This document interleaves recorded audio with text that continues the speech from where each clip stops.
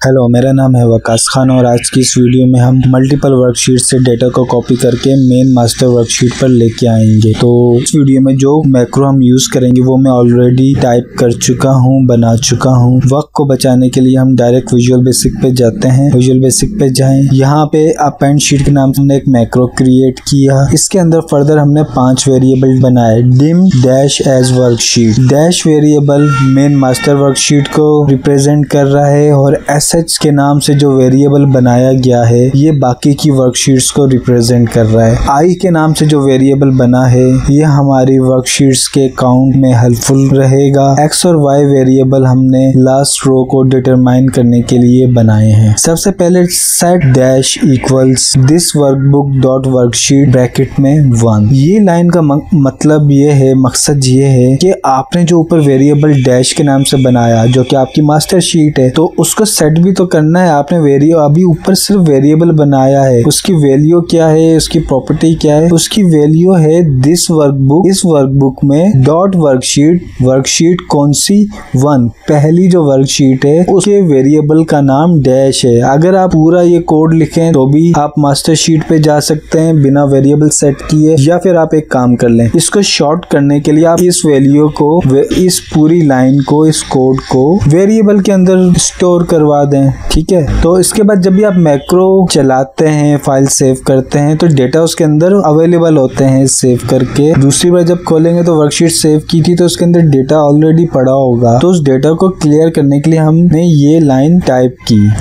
Dash का मतलब वही master worksheet dot use range dot offset. Offset क्या करता है कि आपके data co dot offset 1,0। Offset 1,0 का मतलब है कि एक रो, पहले रो आती है फिर कॉलम आता है। ऑफसेट करना है कितना, एक रो 0 कॉलम, यानी कि आपने इस पूरी लाइन का मकसद मतलब क्या है कि सारे इस मास्टर वर्कशीट में जितना भी डेटा है सबको क्लियर कर दो एक्सेप्ट पहली रो के। ठीक है, उसके अंदर हमारी हेडिंग लगी हुई है। इसके बाद हम आते हैं अपने असल मैक्रो की तरफ। हमने सबसे पहले जो वेरिएबल ऊपर आई के नाम से बनाया था कि जो कि हमें वर्कशीट के काउंट हेल्प करने में यूजफुल रहेगा। देखें, फॉर आई इक्वल्स टू 2, पहली तो शीट हमारी कौन सी है, मास्टर की, उसके अंदर तो हमने डेटा लेना ही नहीं है। उसके बाद 2 से लेके this workbook dot worksheet dot count, यानी कि 2 से लेके आगे जितनी भी वर्कशीट्स है उन सबको मिलाओ, वहां से डेटा कॉपी करना होगा। मैक्रो आगे चल के करेगा, डेटा कॉपी होगा और मास्टर शीट में चला जाएगा। अब कितनी वर्कशीट है हमें क्या पता, अभी तो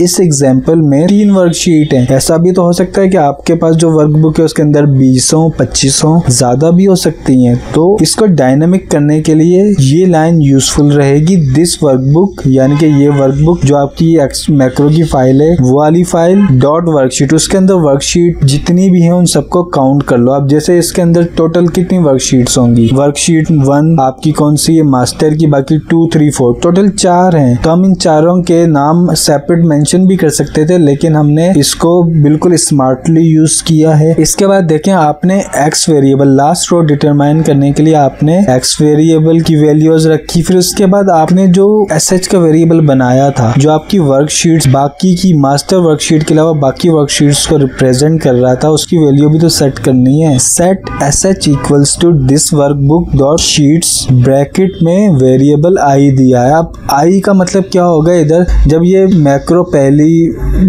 अंदर जितनी भी शीट्स हैं तो पहले पूरा लूप सा बन जाता है। वो पहली बार जब वो डेटा पहली शीट से डेटा उठाएगा तो आई वेरिएबल उसको बताएगा पहले दूसरी शीट से उठाओ, सारे जितनी नीचे एक्शन लिखे वो सब एक्शन परफॉर्म करो, उसके बाद तीसरी शीट पे जाओ, चौथी शीट पे जाओ। तो ये हमने एसएच को बाकी की वर्कशीट्स के लिए फिक्स कर दिया। इसके बाद एसएच मतलब आपकी जो बाकी की शीट्स हैं तो हम उसमें जब लूप में चलाते हैं तो वो एक जैसा ही काम करता है। ठीक है, मतलब एक्शन फिक्स होते हैं, वर्कशीट्स चेंज होती रहती हैं। अब हमारे मेन एक्शन क्या है कि जितना भी डेटा है उसके अंदर सवाए ऑफसेट, यहाँ पे भी आप देखें ऑफसेट कर रहे हैं हेडिंग को ऑफसेट, क्योंकि हमारे हर शीट के अंदर हेडर मौजूद है तो हम उसको एक्सक्लूड कर रहे हैं। तो sh.useRange.offset 1,0 जितना भी आपका डेटा है उसको कॉपी कर लो ऑफसेट करके, और उसके बाद क्या करो कि dash.range यानी कि मास्टर वर्कशीट पे जाओ, वहां पे लास्ट रो फाइंड करो एक कॉलम के हिसाब से, और उस जब लास्ट लास्ट रो पता चल जाए उससे वेरी नेक्स्ट रो पे आए, पेस्ट स्पेशल करें और डेटा को पेस्ट वैल्यू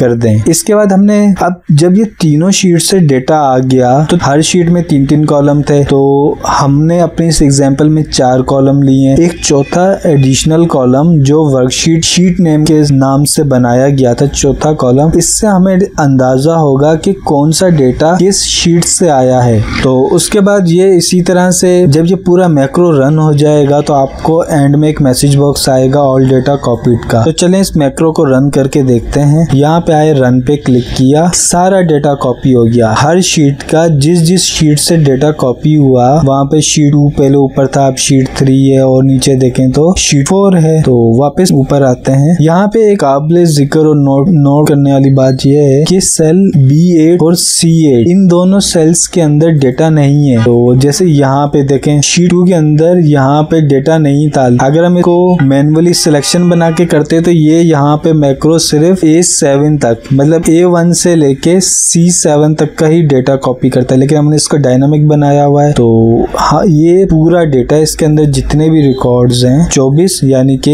एक मिसिंग है बीच में, तो 25 रिकॉर्ड्स का डेटा है यहाँ पे। ठीक है, तो मास्टर शीट पे आते हैं। तो ये देखें, ये मैक्रो एक डायनामिक मैक्रो है। चाहे आपके डेटा में, डेटा के कुछ सेल्स में डेटा मौजूद ही ना हो, वो ब्लैंक सेल्स हों, उसके नीचे भी डेटा मौजूद होगा, तो ये मैक्रो उस डेटा को भी कॉपी करके मास्टर शीट पर ले आएगा। उम्मीद करता हूँ आपको ये वीडियो पसंद आई होगी, ये मैक्रो भी पसंद आया होगा। और अगर आपकी कोई क्यूरी है तो कमेंट में आप अपनी क्यूरी पूछ सकते हैं। इसके अलावा आप मेरी इस वीडियो को लाइक करें, इस पे अपना फीडबैक शेयर करें और हमारे चैनल को सब्सक्राइब करके बेल के आइकन पे भी क्लिक करें, ताकि इस जैसी मजीद अच्छी और रियल वर्ल्ड प्रैक्टिकल एग्जांपल्स आपको बर वक्त मिलती रहें। टाइम टू टाइम आपके नॉलेज में इजाफा होता रहे। नेक्स्ट वीडियो में हम कुछ नया सीखेंगे, इसी टॉपिक को लेके फर्दर इसको एडवांस करेंगे ताकि आपकी लर्निंग और अच्छी से हो सके। तब तक के लिए गुड बाय।